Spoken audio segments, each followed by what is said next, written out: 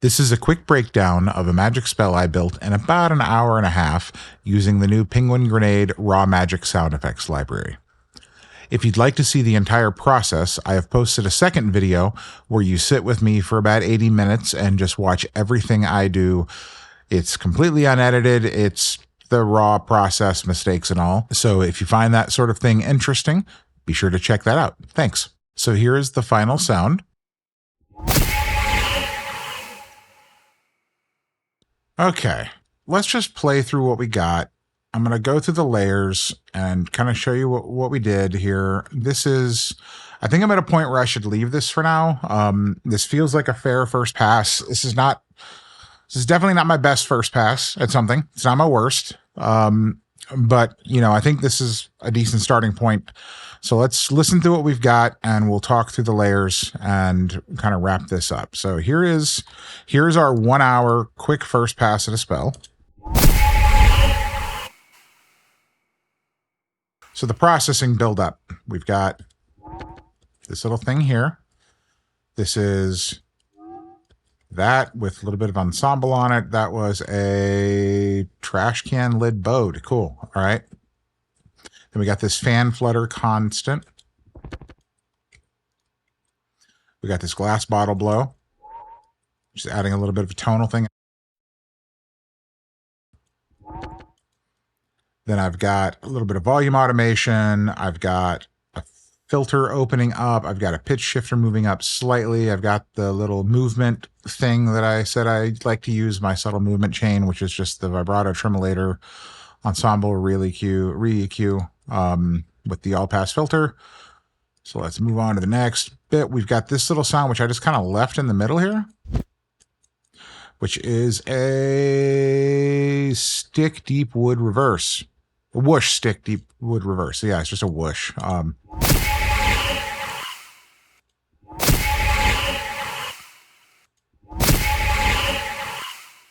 got to be honest, I don't know if that's still contributing. It might be. It's hard to tell. Then I got the punch, which is right here. So in here, I've got a few things. I've got a Feather Duster hit thick. Feather Dusters are another source that's just awesome for magical poof kind of things. So boom. I've got this, which is another stick thump whistle swish thing. It gives a little bit of a character. I like that. A little bit of water hitting a pan through some delay. And then the whole thing's hitting the transient shaper, and I'm using just a tiny bit of that Polyverse Wider. This is a free plugin just to widen it up a tiny bit. Then we got this element we added, which is just some fireworks, sparkle, whoosh, ignite, crackle things from the library. It's a really cool sound. I like it. Just adds a nice little bit of texture. Nice without it. You definitely miss it when it's gone. Then there was this whistle that I added, which is kind of more in the body. If I remove it and play it, then this is with.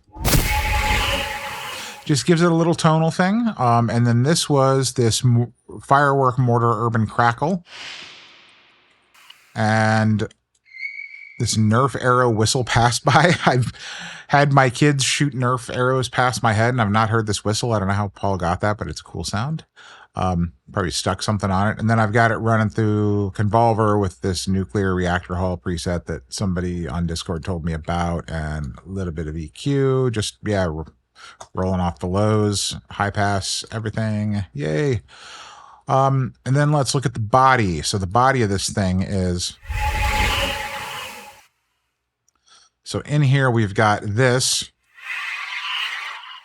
which I got to be honest, I don't remember what this was. This was something I resampled, but it was earlier in the video, so you saw me do it through a little bit of Convolver, through this another beverage impulse response, and then a bit of ensemble, and then a bit of EQ, just high passing.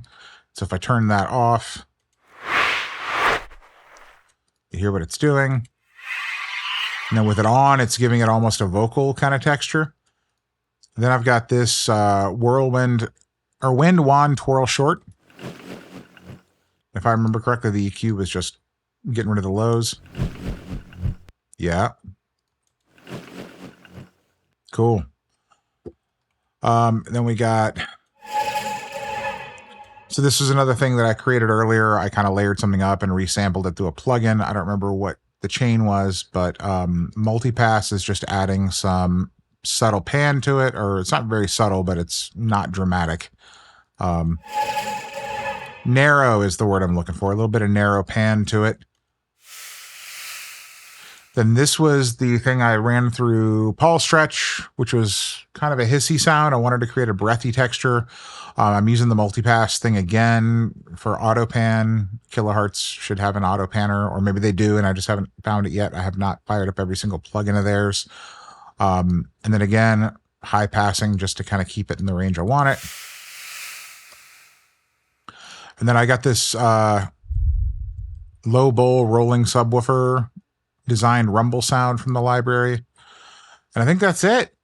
Yeah, you put it all together and you get this madness.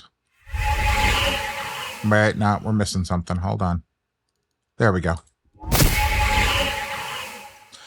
So you got your build up, your transient, your cast.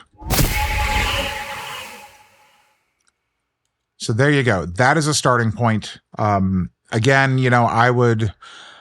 Without having a visual to work to here, I can't tell you exactly how well this matches whatever I'm designing it for. I prefer to work to picture. But this is based on what I've got in my head. It kind of matches it. I would probably keep going for another 30, 40 minutes on this, and maybe at the 2-hour mark have something that I could throw into the build. At that point, I would make some variations, hook it up in the game, start playing with it, see how it feels, and then just continue to iterate from there. But yeah, I think I'm maybe another hour away from a first pass at this. But I hope this was useful. I hope you learned something. This library is really cool. There's some great source material in it. I'm definitely going to be using it a lot. Thank you for hanging out today, and I hope this was helpful. Have a great one.